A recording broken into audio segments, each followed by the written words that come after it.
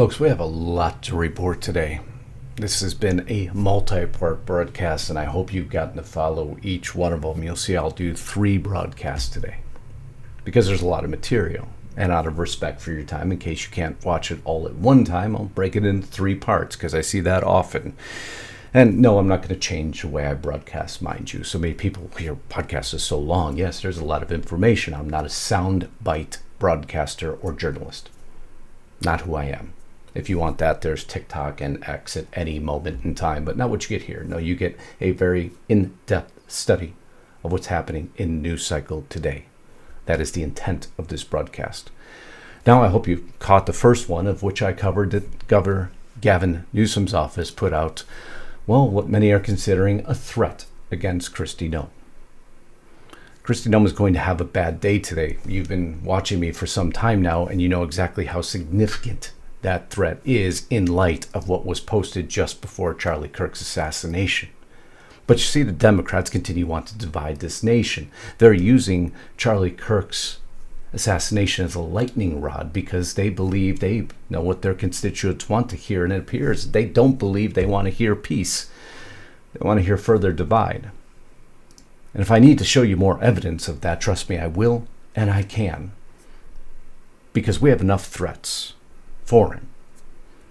We don't need threats domestic. But right now, it's hard to make sense of anything, isn't it? This one term skyrocketed in Google search following Charlie Kirk's death, and it's so telling. What do you think that term is? Oh, I'm going to show you in just a second.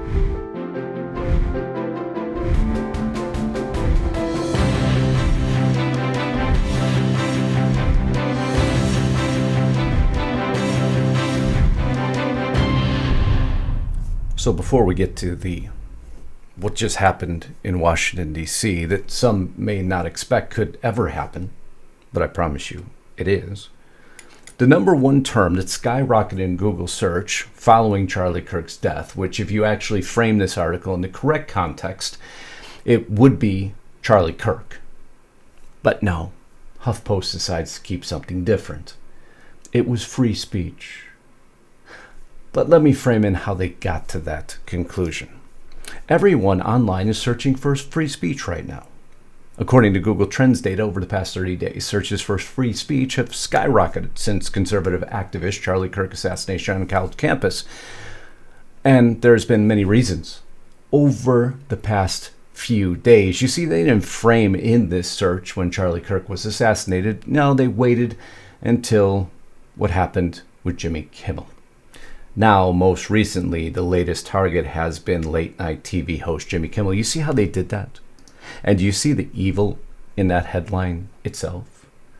All they are doing is using Charlie Kirk's assassination as their own personal lightning rod to twist a narrative back. And I told you this is specifically what they would do. We're not even through the memorial at time of this recording, and the left is doing specifically what we predicted they would do. They showed it through the vote on Roll Call 282, Bill number House Resolution 719. How many Democrats voted no? 58. To simply honor the life and legacy of Charlie James Kirk. Now, many people heard, and I hope they heard, a speech given by AOC. We're going to play it if you didn't. But you see, AOC wasn't the one who started this. It started a long, long time ago. How did everybody learn this term fascist, huh? Let me ask you tonight, do you think Donald Trump is a fascist? Yes, I do. Yes, I do. Who propagated it, huh? Was it part of a larger thought process, a larger ploy? You see, the Democrats for a long time have known exactly what their constituents would respond to, but it's not working. Not fully. But you see, there's a radical element to both sides of the aisle. And unfortunately, that radical element is now showing its face. And people are seeing it. And it's turning people's stomach. But something is rising up.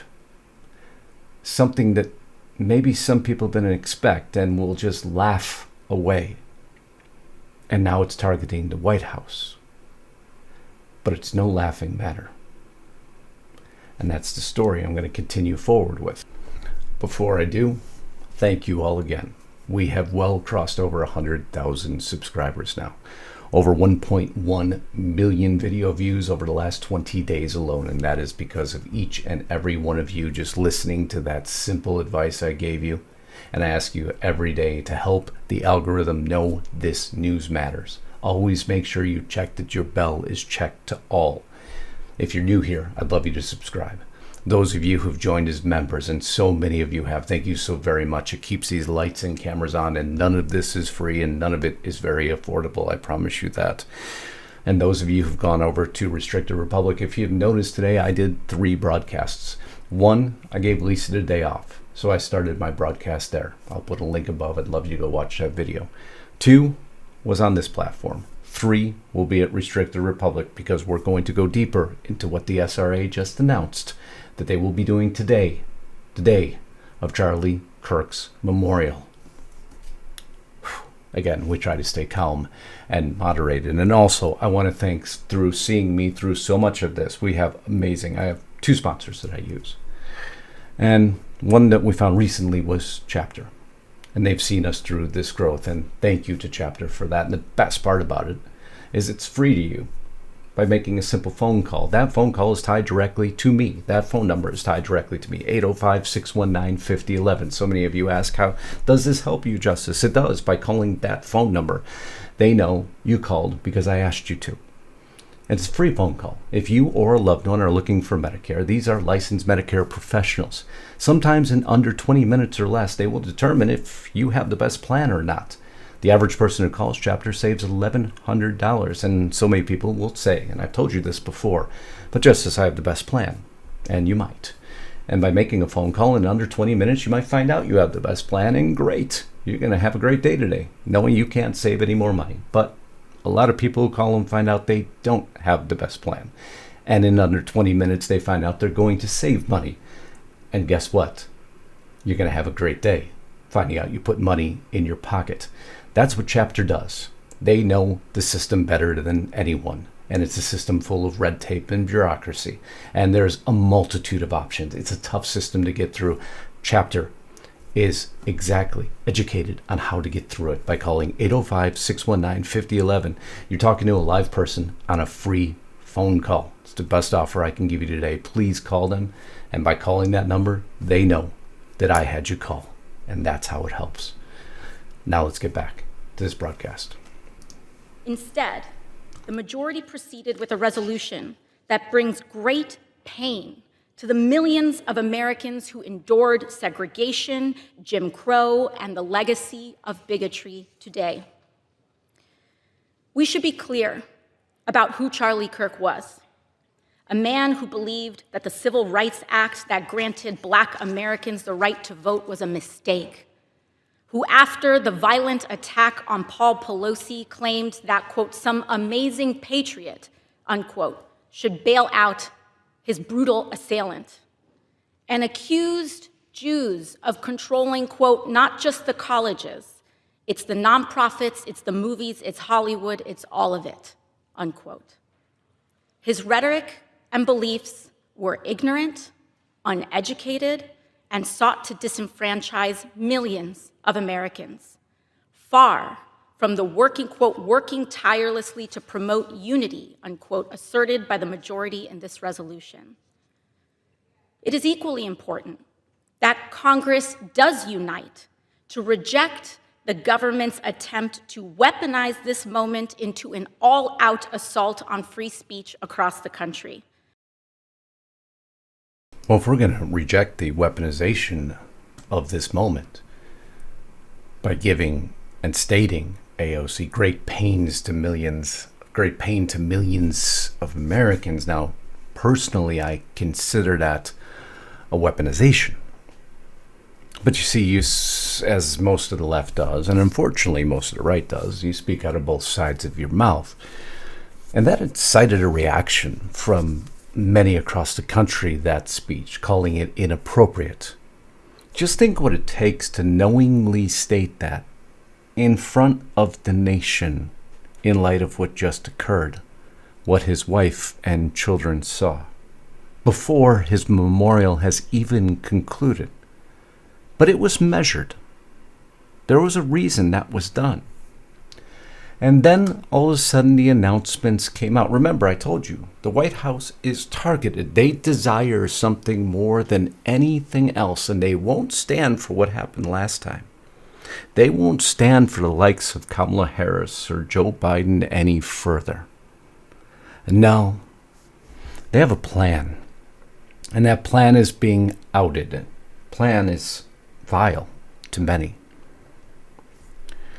Some are probably scratching their head now, wondering what I'm talking about. Well, that plan is for AOC to more than likely run for president. Oh, you think it's a joke? About as big of a joke as Gavin Newsom running for president. AOC's 2028 decision came out just 2 days ago. Actually, right when she gave that speech. And hence the plan is outed. And it's why she gave that speech. You see, the left is using the Charlie Kirk event as their own lightning rod in the most sick, vile, and distorted way humanly possible. But what does that tell you about the nature of what they're going after and the constituent they're going after? Well, I'm going to show you and demonstrate that even further. Because it started with this Fight Oligarchy tour on their private planes. It's where the hypocrisy began, but they know that Bernie Sanders can't garner enough support. It's long gone now. The old establishment isn't enough. It failed them. And the new establishment will take off. And those of you who have followed me for some time know exactly who the new establishment is. Do you know their name? Do you know what the group is called? Go ahead, put it in the comments below. AOC and her team are positioning her to run for president or the U.S. Senate. If she goes for the U.S. Senate, she would have to fight Chuck Schumer. The decision will be is, do they want Chuck Schumer in or out? Is he a good enough ally to him? I believe he is. Why would you want him out? Why would you want AOC replaced when you already have one of your own in there? But let's go further in the article. Ocasio-Cortez's team has done events across the nation, joining Sanders on his national fighting oligarchy tour earlier this year, and the crowd chants AOC. AOC. Some close allies believe that even if Ocasio-Cortez doesn't think she could win, she may want to run for White House to ensure the Democrat Party's progressive wing is represented in the primary, just as Sanders did against Hillary Clinton. Between the line, some former aides to Sanders see Ocasio-Cortez as the heir apparent who could expand his appeal beyond the party's left wing and immediately raise tens of millions of dollars in the presidential race. His longtime aide said she has a supporting base that, in many ways, has a larger potential bandwidth than Bernie's. She had been in the glare of the spotlight from day one as national campaigning experience a lot of other potential candidates are trying now to get. It would be the height of arrogance to assume she couldn't win the 2028 nomination. You see, many joke about this, but it's no joke. Just look at the searches today. AOC eyeing 2028 race. AOC chances of winning 2028 is reported. AOC is plotting a run for president in 2028. Socialist Squad member, now I gave you a hint. Member AOC eyeing 2028 presidential run. And could AOC run for president in 2028? They're laying the groundwork. And why are they? Because of AOC? Who seized a moment as the Dems seek a new identity because they have no identity right now, or because they're watching the success of Zohran Mamdani, who everybody thought could never take a foothold because nobody would ever allow a man of his beliefs to rise to such stardom. But yet New York is accepting him with open arms. We live in a kind of weird society right now, huh? A democratic socialist, as Politico calls him. That is not what I would call him. So with what happened with Charlie Kirk, we would expect a turning point. Well, we are having ours, and the Democrats are having theirs. They're using it as their turning point to push to the more radical elements of their own party, because they won't allow another Kamala Harris, if it's within their power, to ever get the nomination again. For years, we have covered what is called, and if you put this in your answer, you were right, the Justice Democrats. Some, well, are too far controversial to ever make the nomination, like Ilhan Omar. But AOC may be the least controversial. Just going down on the list, you'll recognize many names of Ro Khanna, Ayanna Pressley, Ilhan Omar, Rashida Tlaib, AOC, Pramila Jayapal. Now you start to see a much bigger picture taking shape, because I've covered these folks on the House floor many times. And this is the party that is rising up out of what happened, the assassination of Charlie Kirk, and that goes to show such a distortion of reality now, doesn't it? Out of the 58 House Democrats who voted against the resolution, you see 2 of those Justice Democrats, don't you? But there was many more on the list who voted against it. I shared video blaming Kirk for his own death because I agree with a lot of it. I condemn political violence, and I obviously condemn the assassination of Charlie Kirk. I just not get myself to honor a legacy that I believe was filled with hate, bigotry, and rage baiting. Because you're not filled with hate at all. You doubled down after you were already called out over statements made about Charlie Kirk because you escaped censure, but that wasn't enough, was it? I do believe those of you who are interested in rewriting this hateful man's history are full of shit. I do believe those of you interested in rewriting this hateful man's history are full of shit. And she gets, well, this.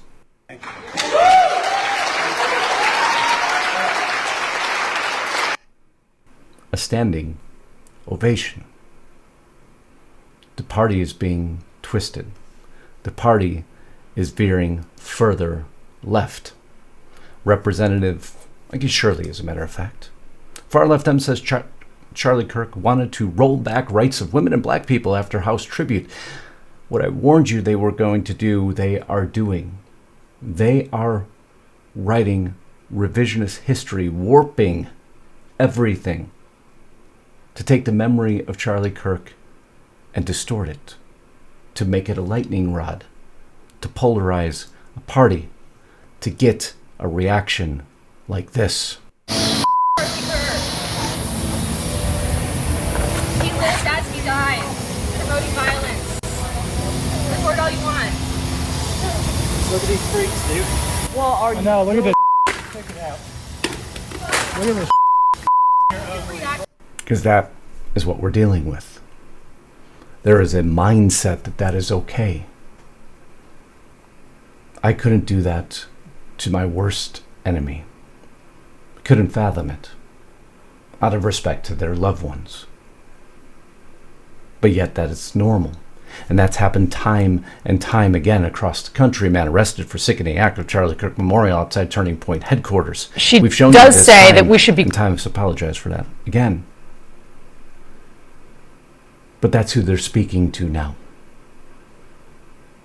And I do this again to honor the memory of Charlie Kirk, to show how right he was, what he saw, and what we've seen. But there is people who are speaking to a more moderate base of the Democrats and saying, don't fall for it. Listen to what Joe Manchin says about AOC. If the Democrats, if AOC and the far left, the extreme left, I'm going to say, believe that's where the party, the Democratic Party, is today, then that'll tell you why you lost people like me, and an awful lot. And let me tell you what you've lost since the last election. They've been doing their national tour and thinking, boy, that's something. We're really getting into something. The Democratic Party has lost more than 160,000 Democrats that have basically left the party since November election. So if that's the way the Democratic Party is going, it's getting worse, not. Oh, he's right on that. You see, hopefully, what they're working towards will fail. And they'll lose moderate Democrats who view this era of violence as unacceptable. They'll view what's happening in organizations that we're going to now trickle into, who we've warned you about, like the SRA, as unacceptable. They'll view events that are occurring today by the SRA as unacceptable. Wait till I show you what they're doing today. You might want to be aware of who these folks are and if they're in your community, so you understand what these events are and what they have called for. Unacceptable? That would be an understatement. You see, when you speak to these sort of people, they don't process like you and I do.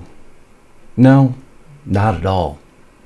They believe what they do is absolutely justified, because there's been a dehumanization campaign for so long by the terms of Nazi and fascist that, well, anything you do to stop it's absolutely fine. But that's not fine. And the likes of Joe Manchin, thankfully, have the common sense to realize that. So I will now continue on.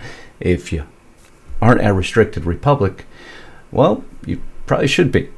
And you'll find out why so many have joined us just over the last week and now realize that there is a plethora of information that, due to rules and regulations, aren't allowed on some public platforms. And we respect those rules. And so we continue the podcast over there. And I'd love to have you there today. I hope you'll join me, because this, well, has turned into something a little different now. And I'm going to continue that story. I love you all until next time. Godspeed and God bless. Justice Knight, signing out.